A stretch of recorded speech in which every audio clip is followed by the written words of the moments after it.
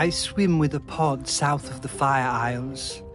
I believe the Drysiders call the larger one Shelmerston. It's where the ceremony happens for the Drysider who stopped the world from cracking. That's where I first heard talk of toast, and where I met the friend called Samfire.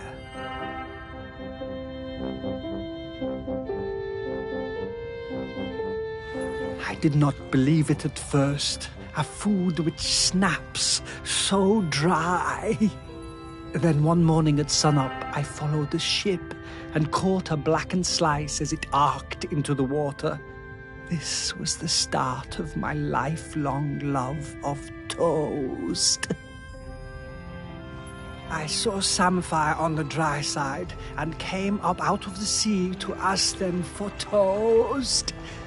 They asked me to put on some pants, but I refused to denigrate myself with dry-side fabric. No matter, I had brought some shiny coins with me that I found on the seabed and secreted in my swimming falls. Sam took me to their parents' toast shack, but they refused to serve me without clothes. They also told me that my shiny coins were unsuitable, too old. So Sam lent me some trousers, and I swept the toast shack in return for crispy slices. Sam taught me some of the ways of the Drysiders, but to be honest, I'm only interested in the toast. I never wanted to eat anything else. Sam understood this. I spend my nights swimming through the black waters of the deepest ocean trenches. By day, I come up onto quayside and fill up on the finest crusted seedy bloomer, almost black, no butter.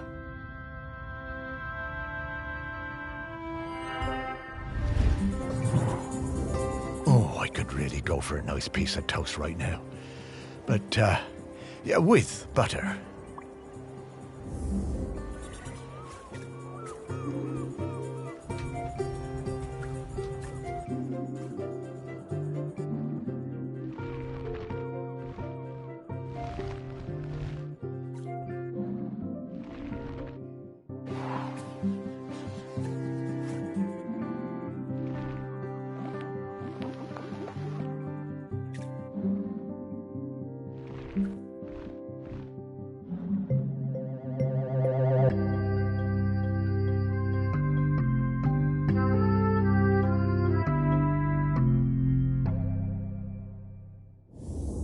It's a shame, but it doesn't seem like there's a whole lot of toast on this side.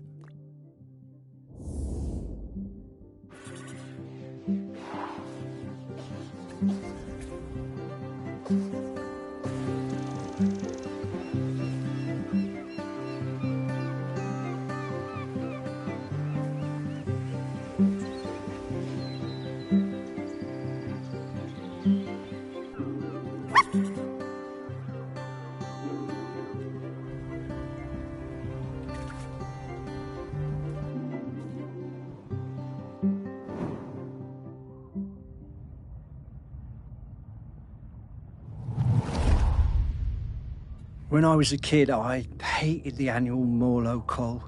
I was kept away and found excuses not to be there. Then, aged 10, my dad marched me down to the beach with other men and put a knife in my hand. It was the worst day of my life. I saw Morlos slit from jaw to belly, more blood than you could imagine. I didn't sleep for months after. But you grow up, don't you? I never felt it right that we was killing Morlos, but what could I do about it? I was just a fisherman.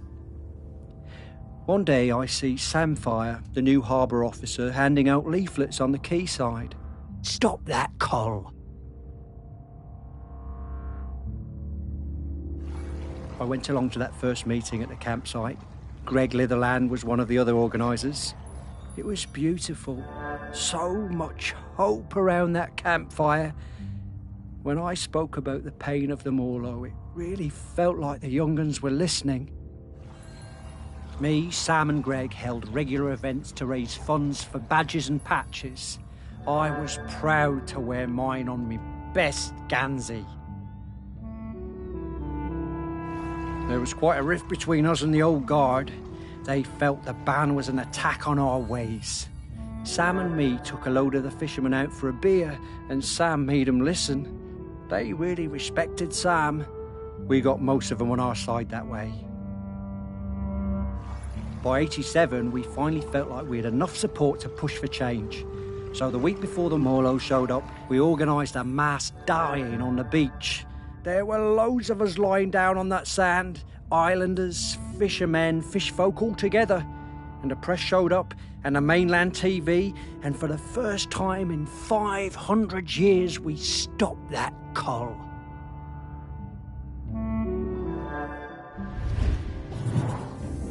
I'm so glad we don't do that cull anymore. I was proud of Sam and that lot when they finally made the old uns see sense. And, well, I did my part. Held a lot of those early meetings at the museum, we did.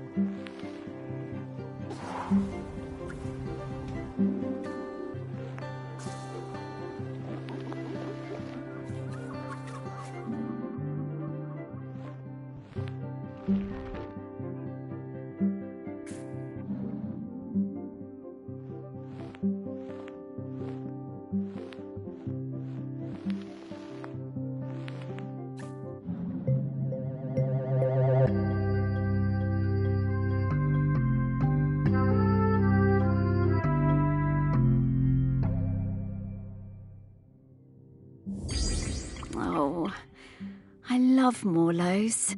Such gentle creatures.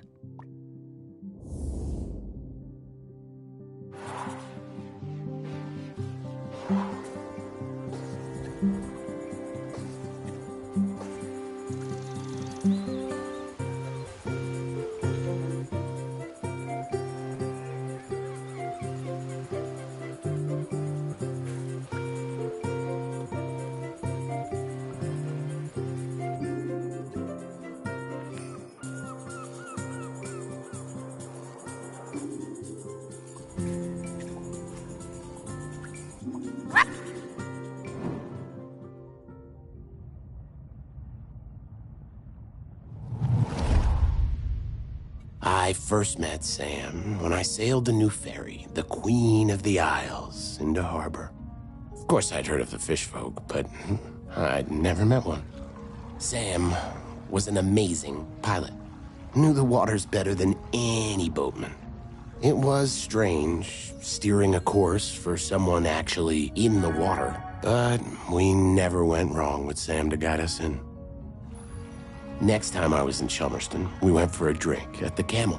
I'm more into bats than beer, but Sam was intriguing, and the atmosphere in there was great, like a warm nest. Great band, too. Awesome sousaphone player.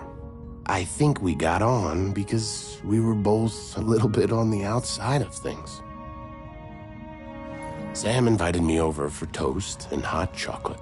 Honestly, hot chocolate doesn't do it for me, but the toast, that multi-seed bread.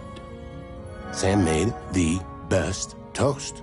I told Sam that next to a good cuttlefish bone, that it was my favorite snack.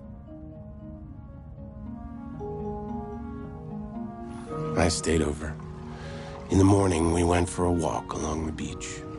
And just as the sun was rising, I took them flying on my back. We went up and looked down over the islands. Sam wasn't scared at all. They said it was like swimming through the air. It was on the next trip to Shelmerston.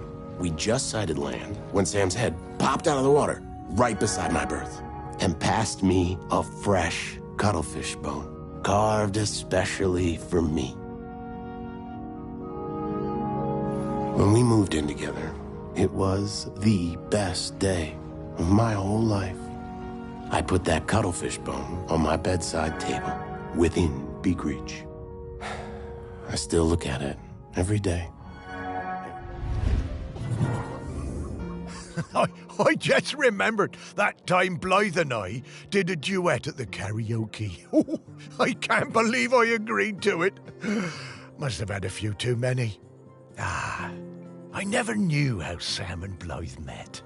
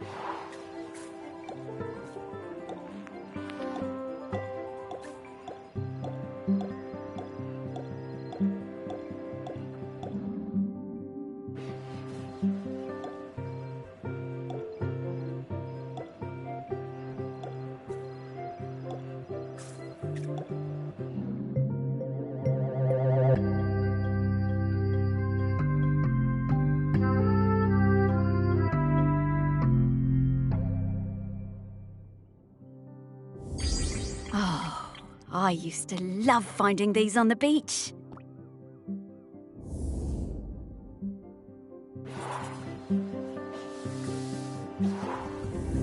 Oof, Sam. This is an easy scent profile. I'm coming, Sam.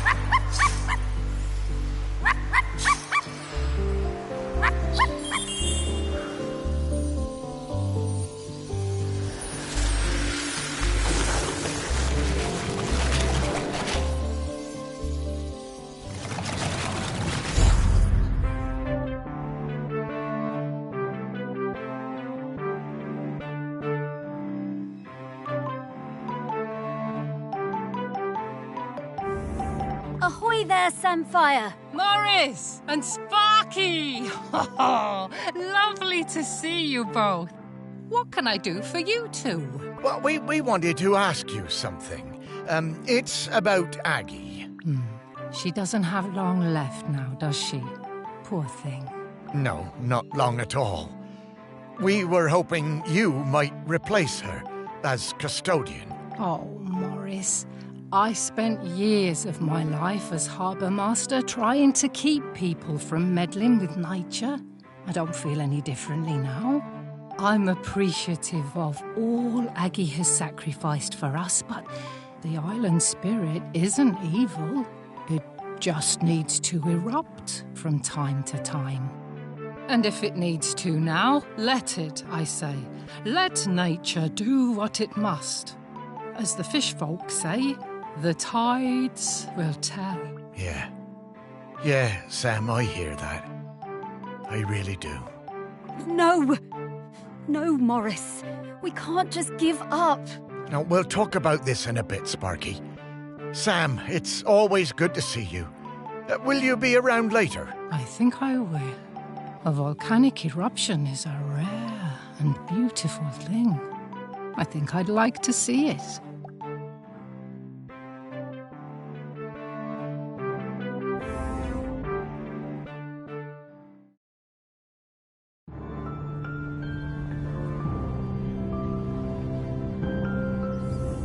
Okay, we just need to talk to Aggie. She'll know what to do. No, Sparky. I've been thinking about it, and I think Samfire's right. I think it's maybe time to let the town go. No, Morris. It's not. No, it's all right, Sparky girl. It's over. This isn't my town anymore. The only ones around here who remember me are ghosts. That's not true. No, it is. But that's all right. Truly it is.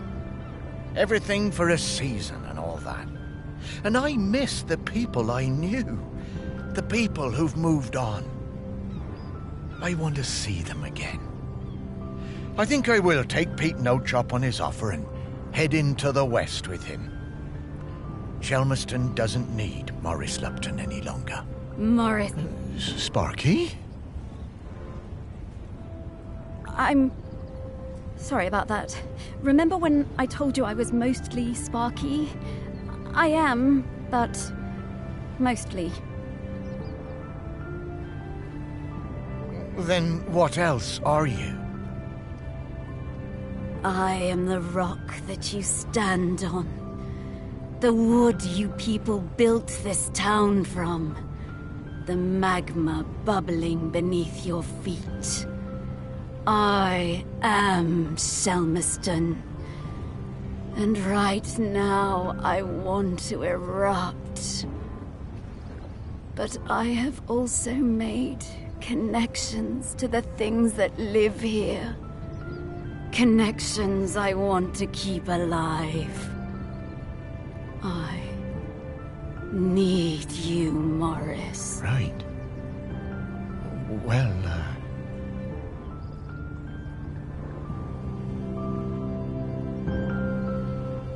And I'm still your Sparky.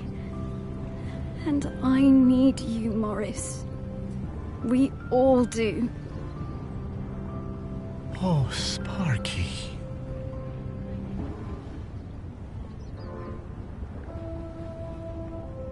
I know you feel forgotten. I know you want to move on. I do too, but I can't until I wrap up this last bit of unfinished business. Will you try one last avenue with me? If we still can't find a solution, then I'll be done. It'll all be done, and we can go into the West together. Please. All right, Sparky. One last try. But who else is there to talk to?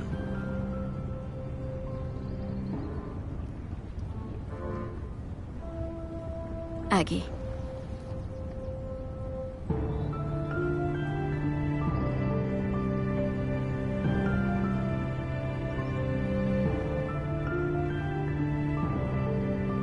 Aggie? But where is she? Oh, she's everywhere, isn't she? She is, but I can sniff her out. I just need some mementos. But where would we find mementos from back then? Oh, of course. Back to your museum, Morris.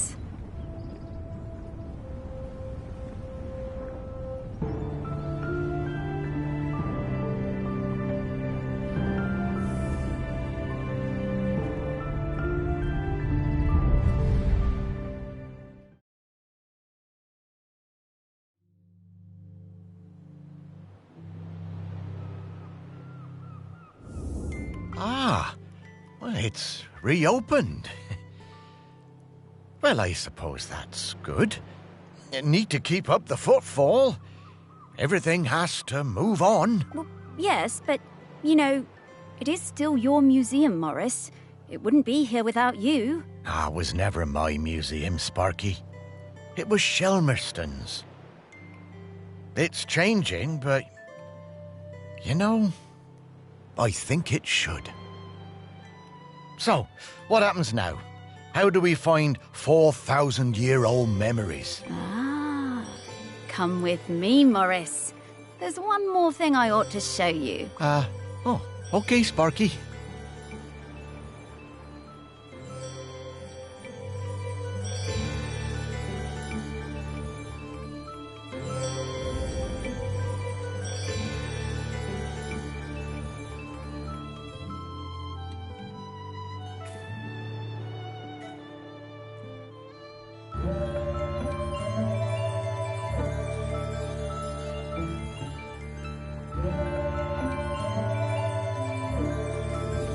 Well, don't suppose I'll ever look at Aggie's room the same way again, will I? Morris, take a look at those skulls, please. The skulls?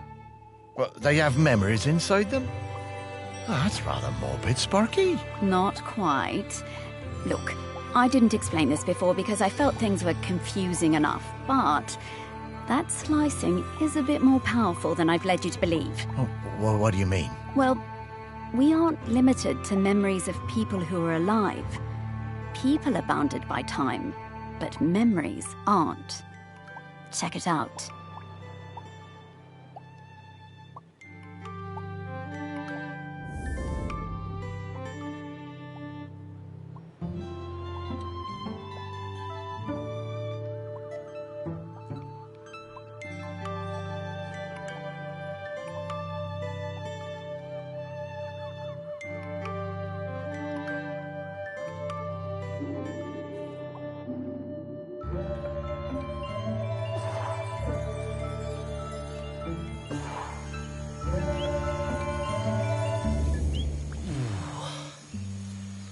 Oh, I didn't think dead stomachs could get queasy, but here we are.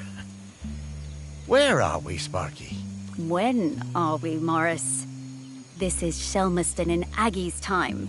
You should be able to find some memories of her here. You are some dog, Sparky.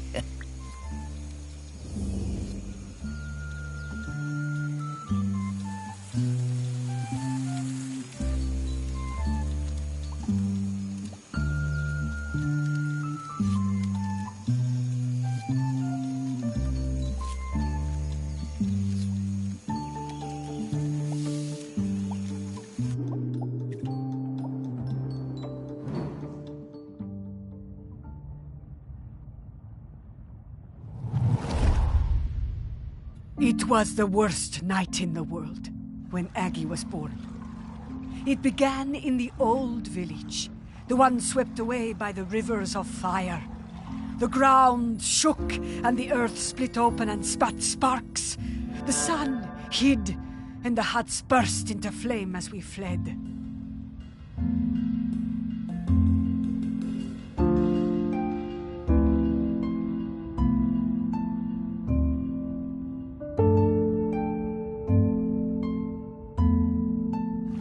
I thought we would all die. Everyone washed in the burning orange death, and Aggie's mother howling with the pain of the child coming. We made it as far as the cliff top by the sea. The mountain was still roaring and roaring. The rock ran in rivers toward the sea. The air smelled of death and poison.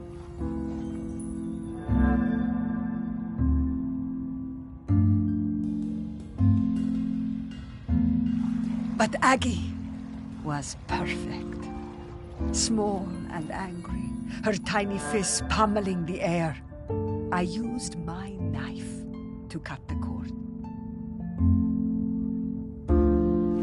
We chose a spot for the new village closer to the beach. The burning rivers cooled to pumice and black glass. I made sure everyone knew that a life that began in this way would be special. Not everyone believed me. But Aggie proved me right.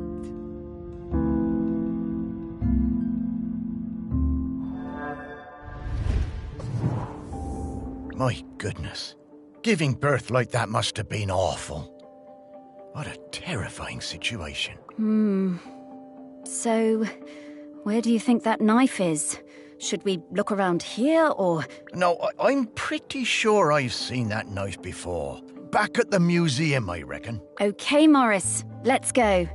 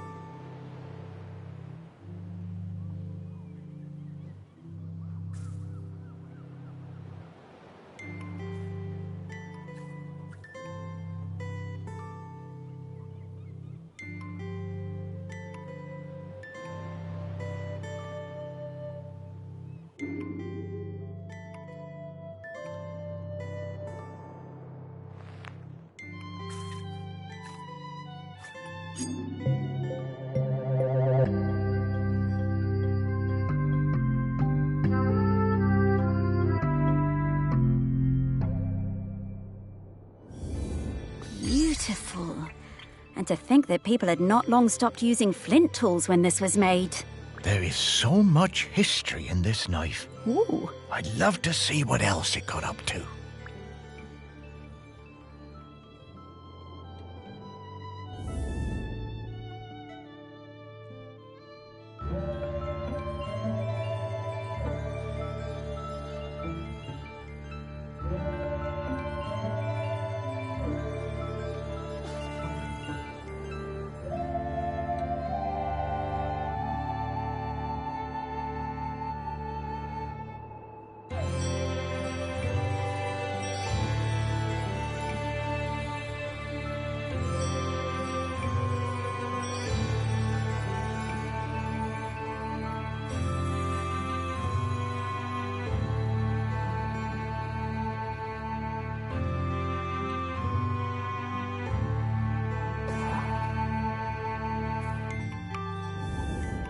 Getting the scent of Grenkins again, Morris. I'll pop up to let you know when we're close to one.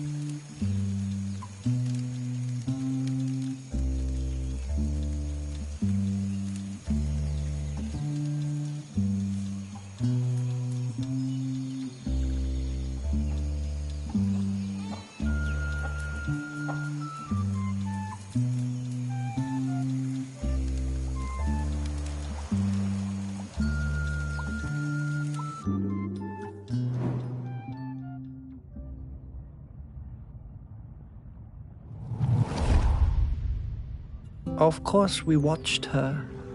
We had heard of her birth and seen her on the shore. Her feet sometimes in the seawater, her body in the sun. We did not show ourselves at first. As a test, we left the mirror on the black shore, born of the volcano on the same day as her, and waited to see what would happen, to see if it called to her.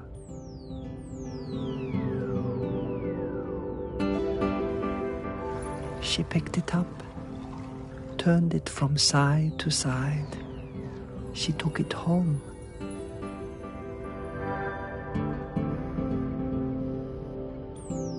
The next time I saw her, I introduced myself. We sang together, and I showed her how the mirror worked. How if you emptied your mind and thought of air and light and sea, you would see things in its surface. How things would unfurl in the future. Aggie was better at mirror gazing than any of us sea folk. She saw a girl, her own daughter not yet born, as leader of the dry folk. I told Aggie to keep on gazing into that mirror, that one day the island would need something more than a leader.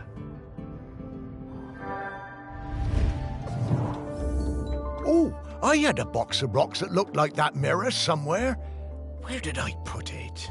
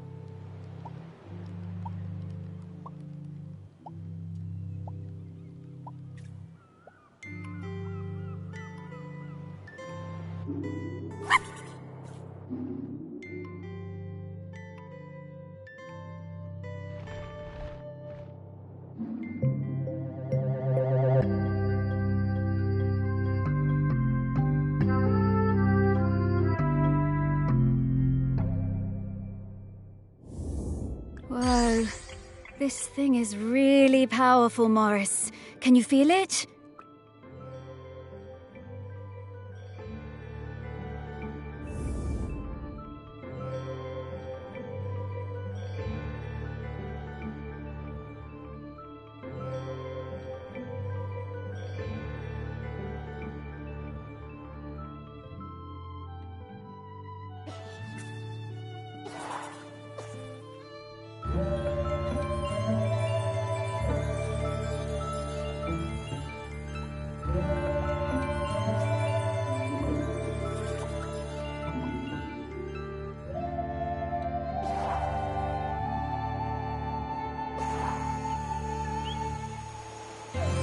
Alright, y'all give me 1 second while I tend to my daughter.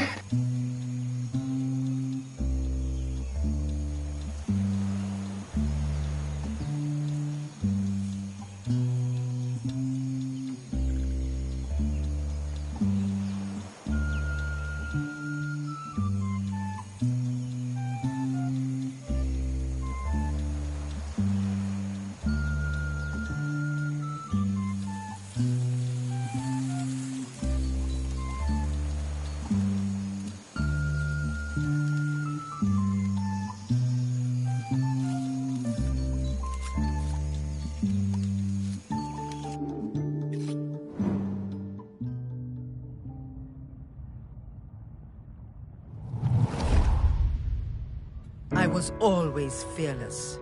My mother Aggie told me there was nothing I couldn't do. With Otsul and without, I hunted the deer in the woods and the hares on the mountain, all before I had taken my first lover. And younger still, one time Aggie had me knock her tooth out when she was in terrible pain. I didn't mind even when the blood poured out. It was easy for me.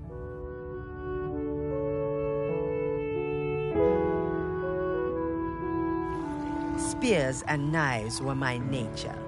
Death and courage were my meat and drink. I knew about Aggie's mirror, of course, but did not believe all of it. When Aggie warned us the Mauler was sick and there would be fewer calves for the following years, none of us listened. It was to be my first cull. I wanted their blood. It was my nature. We would not take less of the Mauler just because an old woman told us to. She came to the beach after the Mauler slaughter, her hair wild, eyes burning with fury, raged and shouted like a woman out of her mind. "We had killed too many," she said. Then she left the village, told us she was done with all of us, forever. As Otsul marked me with oil and blood, I did not mourn my mother leaving. I was young and foolish, and the sight of her ashamed me. But of course, I did not see what was to come.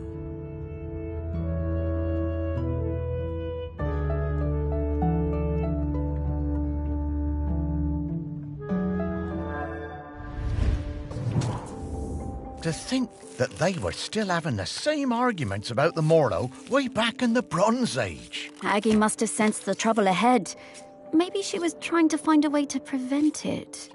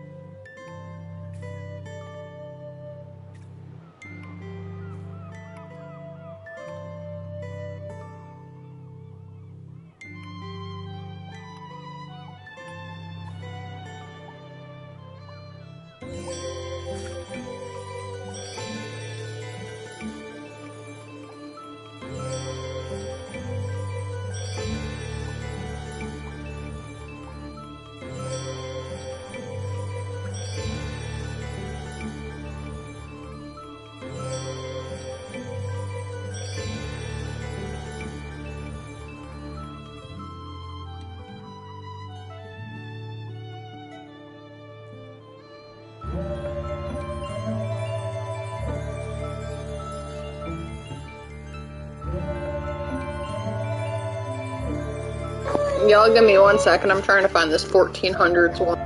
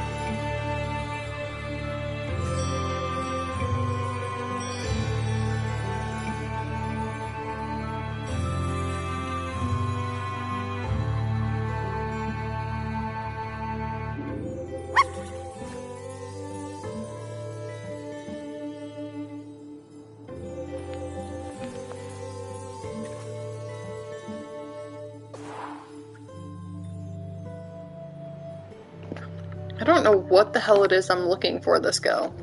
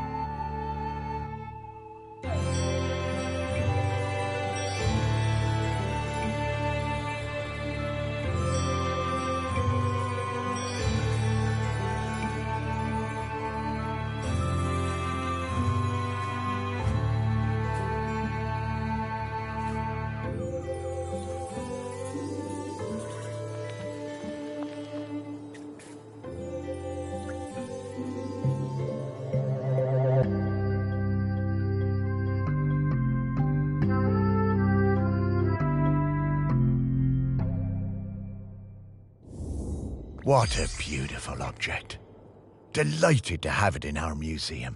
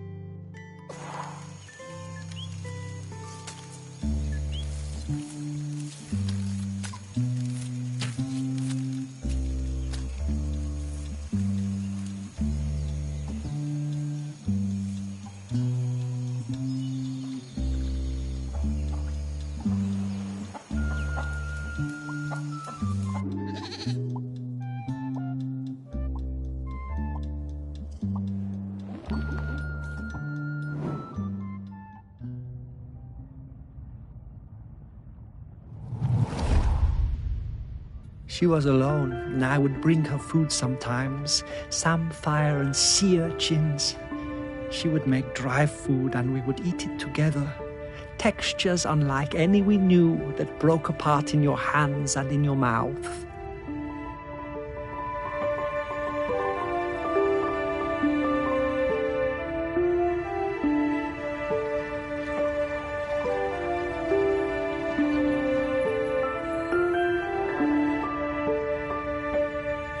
We would sing together, make tea together.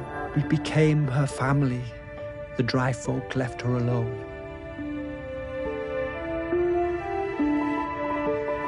She had a companion for a few seasons, a hind who came down from the mountain and slept at her fire. And then, for a few more, a golden hair that ate from her hand. One night we all felt it. Those of us in the water and those above. The island waking, rumbling, alive again, more furious than before. I found Aggie awake, tending her fire, unsleeping, unresting, staring into her mirror. She told me she'd seen the island sinking into orange fire and boiling sea, lost forever above and below. The village and our town in the sea caves, all gone. Aggie went to the shore and blew the sinistral shell, calling our people up from the water. Aggie sang for them, the oldest song, and we spoke for some time. That night, the sea and sky was all the same color, a deep grey blue like a mackerel's back without the glitter. As the dawn approached, Aggie left the beach to return to her people, to tell them what must be done.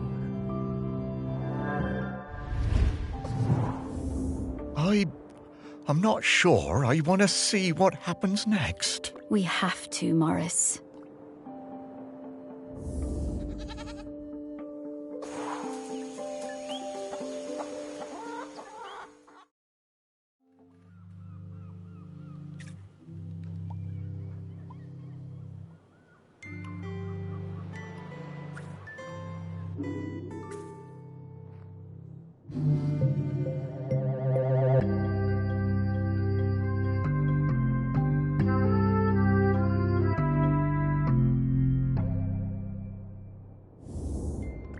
Such a small thing. But it changed the entire course of our island.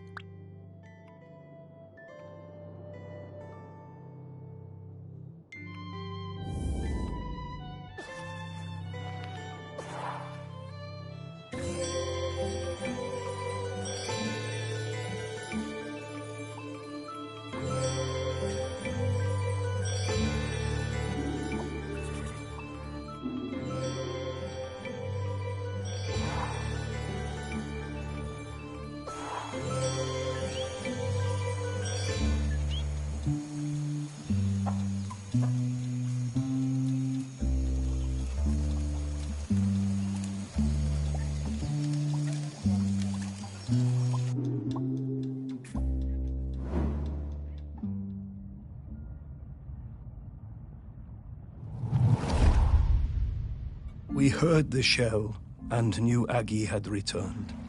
Ibni was the leader then. It had taken many seasons, more than we would have liked, but there were finally enough Morlo again and our village was growing. We were strong. Some of the younger ones didn't know Aggie and didn't want to hear her, called her a moon-shotten crone, but Ibni looked in her mother's face and saw the truth of it. The end would come. The earth was growling again. There would be hot rivers of death and clouds of poison. But Aggie brought us the answer. She would give herself to the island. Ibni's voice shook. Surely a deer or a goat would be enough. The year's finest, blackest calf. Aggie cast down her eyes and shook her head. We all knew. I offered my blade, but Aggie turned me away.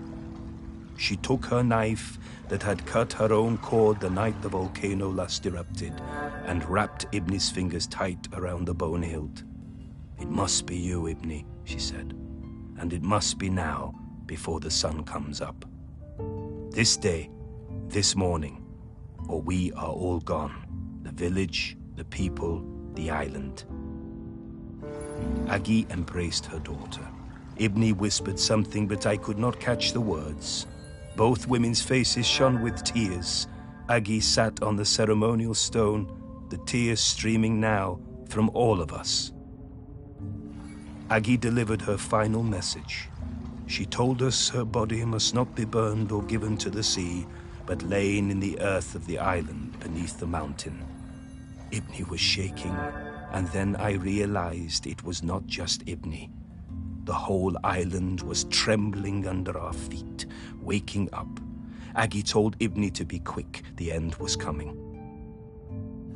As Agi took Ibni's hand and guided the knife to her side, we saw the fish folk rising from the sea, hundreds of them, so many. I had no idea there were so many. Agi was quiet the whole time, but Ibni cried out. A sound of longing and hurting from her heart like I had never heard. Then she fell silent, and as Agi's life poured from her body, the island and everything on it fell suddenly still. Utterly still.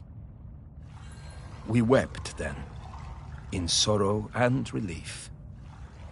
Then the fish folk were among us, countless, numberless.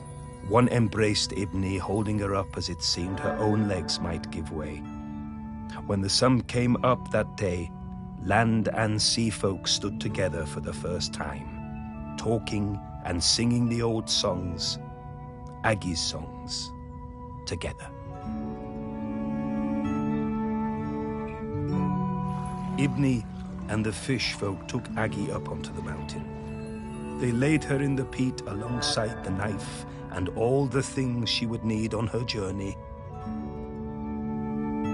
Ibni watched over Agi for days afterwards. Before she was covered, she placed a sacred carved stone, Agi's beloved hair, inside her mother's mouth, to guide her and help her keep the mountain still forever. And so it was.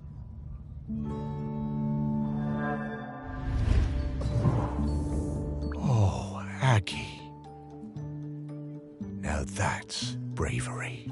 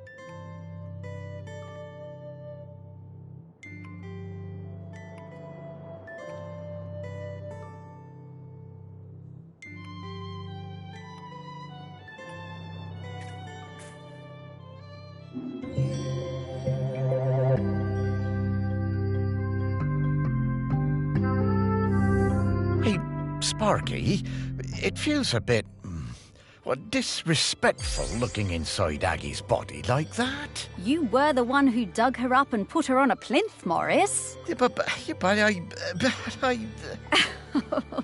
Relax, Morris. This body isn't Agi anymore. She's long past needing this old thing. Well, all right then.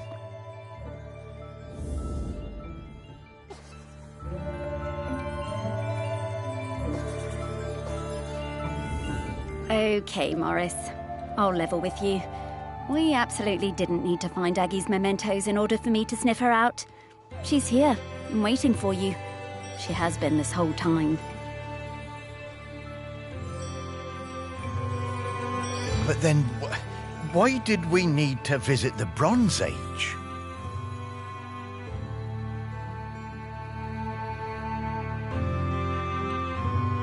Aggie thought it was important for you to see those memories, so you would understand her path before you met her. But also, wasn't it cool? That it was. The things I've seen now. Oh, Sparky, thank you so much. To think, for a while there, I was worried that being dead was gonna be boring. You are very welcome, Morris. Okay, so, shall we go say hello to Aggie? Yes!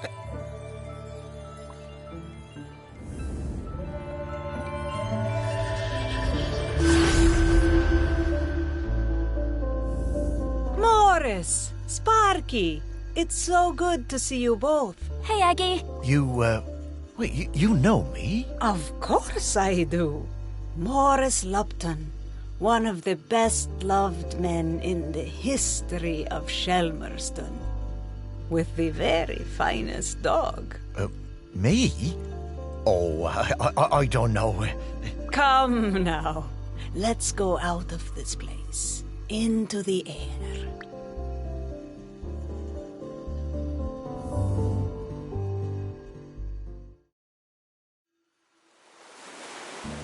The one part of Shelmerston that looks just the same as the first day I saw it. I suppose it always will. I love this beach. It's always been my favourite beach. I'm gonna go run. Aggie, look at Sparky. She's shining. That's the hope and the joy shining out of her. That's it, isn't it? The point of all of this. It is hope. Home. This island, it chose the two of you, just as it chose me. And where will you be heading now? Heaven or something? Heaven? What's that? Well, I don't quite know how to explain it. But to me, it would be an awful lot like this beach. I don't know where I'm going, but I'm hoping to see Ibni, my daughter. It's been a very long time, but I remember her. We never forget the ones we love, do we, Morris? No, I don't suppose we do. I think she wants something, Morris. Huh. Would you look at that? I just found a tennis ball in my pocket. Here you are, girl.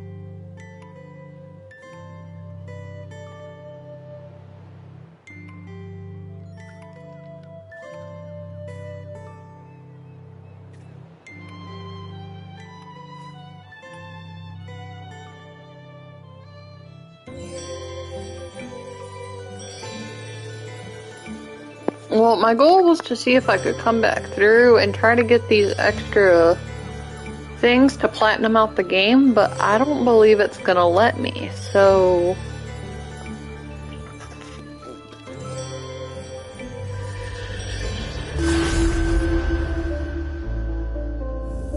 Morris! Sparky!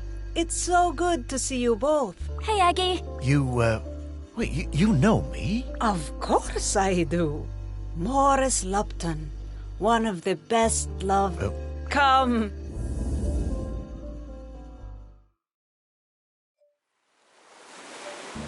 The one part of Shelmerston that looks...